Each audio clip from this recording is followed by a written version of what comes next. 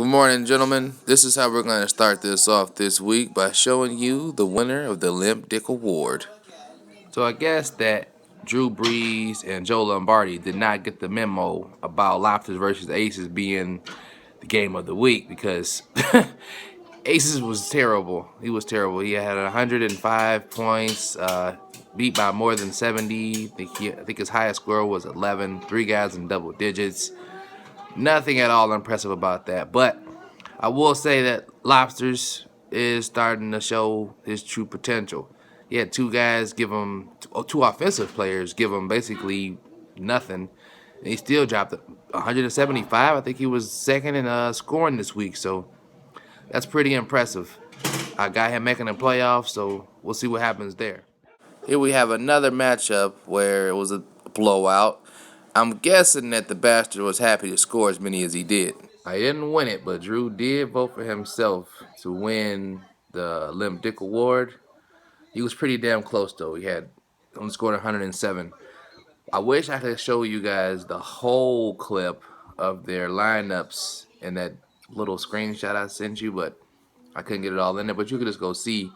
What was shocking is that his three defensive backs outscored his whole offense minus the quarterback. You're probably not going to win when that kind of shit happens. Rough week. What can you say? On the other side, you got Cedric, or Party All the Time, whose offense obviously came to play. He had big days from Julio, Emmanuel Sanders, and Peyton Manning. He ended up winning the high score of the week. Nothing really too impressive about his team other than the little offense he put up.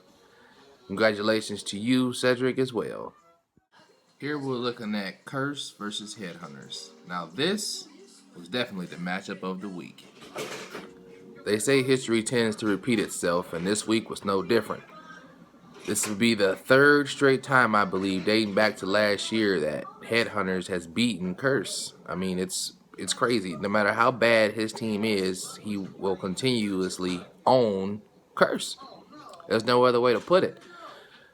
I mean, this probably was the best matchup of the week, though. I mean, well, not even probably. This was hands down the best matchup of the week. It had us going all the way up until Sunday night. We're watching to see what Clinton Dix is going to do. Is he going to get any deflections or tie it up? Is he going to get a couple more tackles?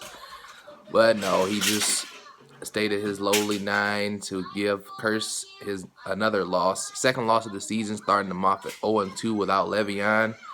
We're hoping that Le'Veon returns and give this man some luck because his offense is struggling. Look at this. He's starting Kendall Wright and Charles Johnson.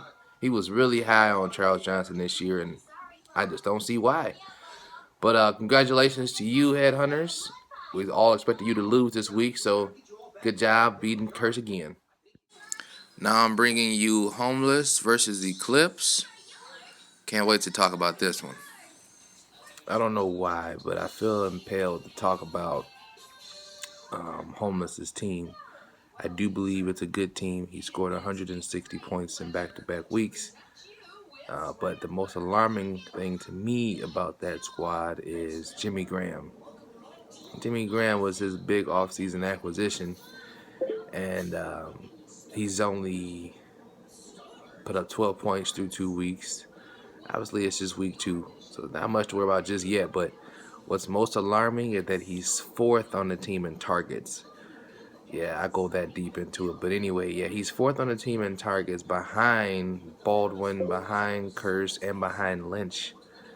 How does that happen? But in any event, he was able to pull it off this week. He